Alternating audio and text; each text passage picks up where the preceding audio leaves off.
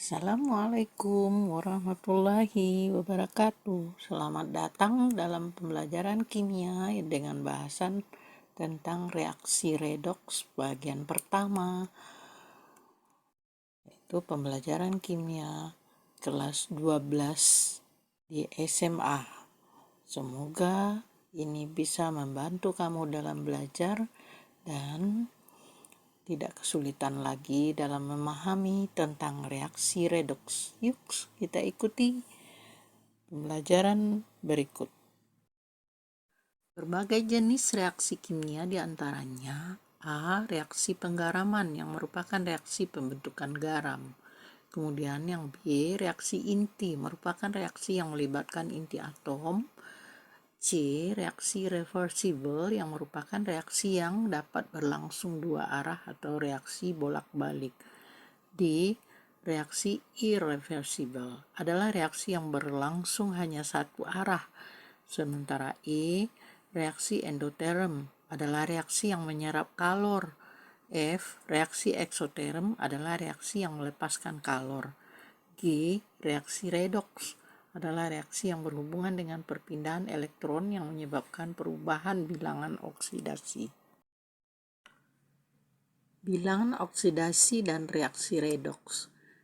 Reaksi redoks merupakan reaksi oksidasi yang ditandai dengan pelepasan elektron dan menyebabkan bilangan oksidasi atau biloks menjadi lebih besar.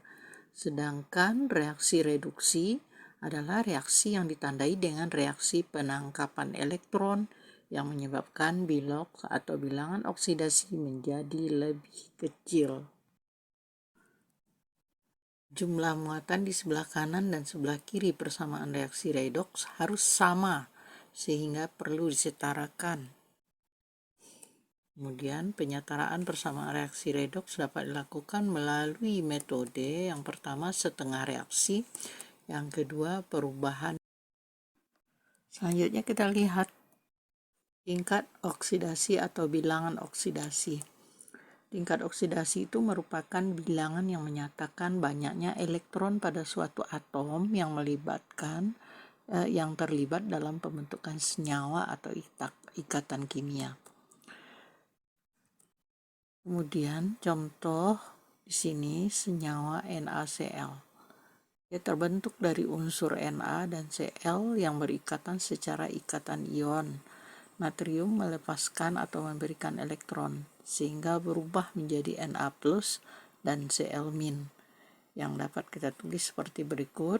Na menjadi Na+ karena dia melepaskan elektron. Sementara Cl itu dia menerima elektron sehingga dia menjadi Cl-.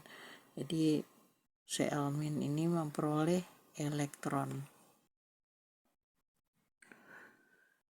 Setelah NaCl menjadi senyawa, maka bilangan oksidasi daripada senyawa NaCl adalah menjadi 0. Bilangan oksidasi senyawa merupakan jumlah bilangan oksidasi dari unsur-unsur penyusun senyawa tersebut. Ada beberapa hal yang perlu kita perhatikan. Yang pertama, bilangan oksidasi unsur bebas adalah 0. Unsur bebas adalah unsur yang tidak bergabung atau tidak berikatan secara kimia dengan unsur lain. Unsur bebas terbagi menjadi dua, yaitu unsur bebas berbentuk atom seperti atom karbon, Ca, Cu, Na, Fe, Al, dan Ne. Sedangkan unsur bebas berbentuk molekul seperti H2, O2, Cl2, P4, S8. Semua unsur tersebut akan memiliki bilangan oksidasi 0. Bilangan oksidasi ion monoatom atau yang satu atom dan poliatom dari yang mana yang lebih dari satu atom sesuai dengan jenis muatan ionnya. Jadi dalam hal ini apa jenis muatan ion?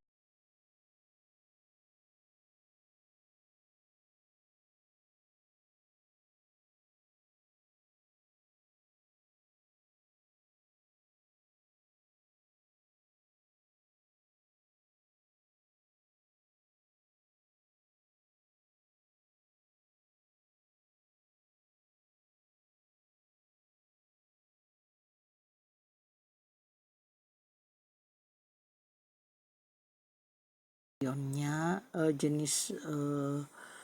maksudnya gini, bilangan oksidasi itu kalau dia satu atom atau dia tuh poliatom sesuai dengan jenis muatan ionnya. Sebagai contoh, bilangan oksidasi ion monoatom di sini Na+, Mg2+, dan Al3+ berturut-turut itu bilangan oksidasinya adalah +1, +2, dan +3.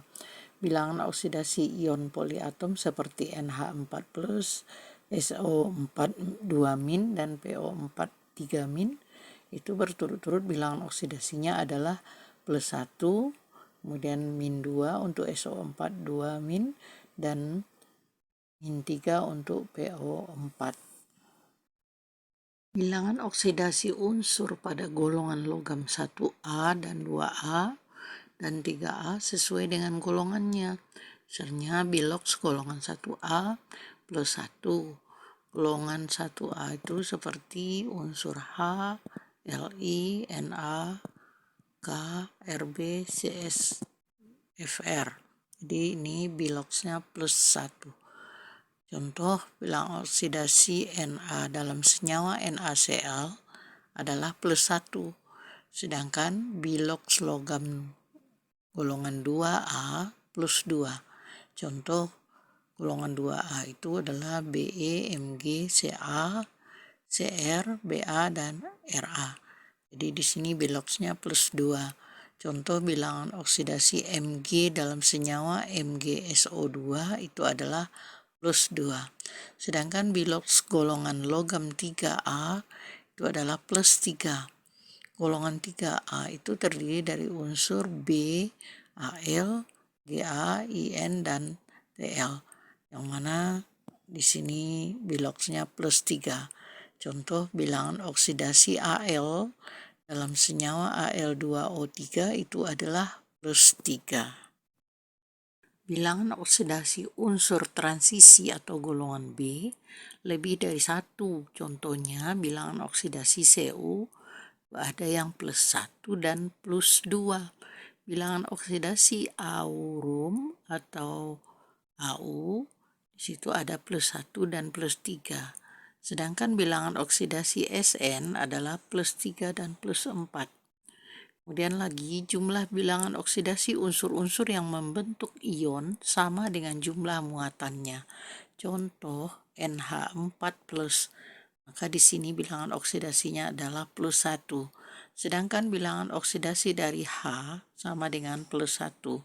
Atom H memiliki indeks 4, maka bilangan oksidasinya dari unsur H dikalikan dengan 4 sehingga +4.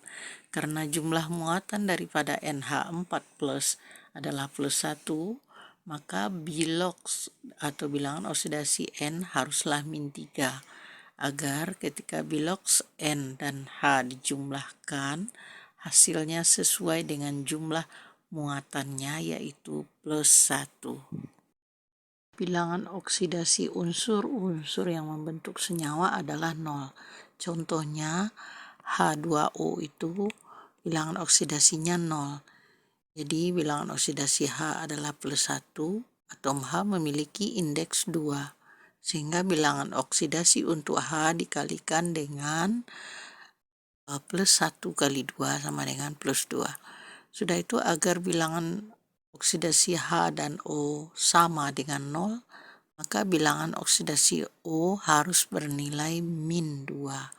Contoh lagi pada senyawa KNO3.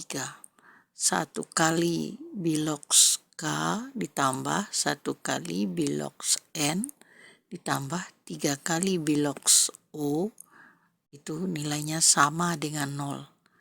Dan jumlah biloks ion poliatomik jadi sama dengan muatannya. Contoh SO4 2-.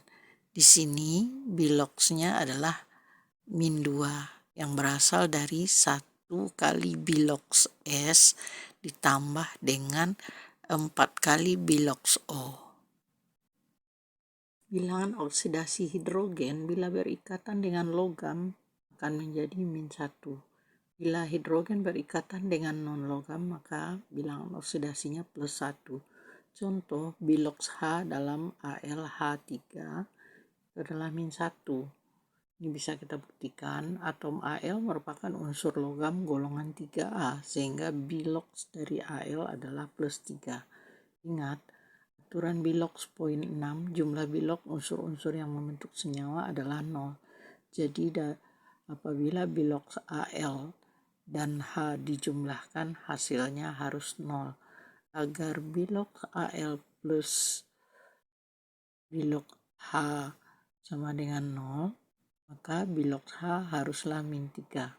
Karena atom H memiliki indeks 3, maka bilox H yaitu -3 dibagi 3 sama dengan 1. Jadi di sini terbukti bilox H dalam AlH3 adalah -1. Bilangan oksidasi oksigen dalam senyawa peroksida adalah -1. Bilangan oksidasi O dalam senyawa non-peroksida -2. Contoh, bilox O dalam BaO2 adalah -1.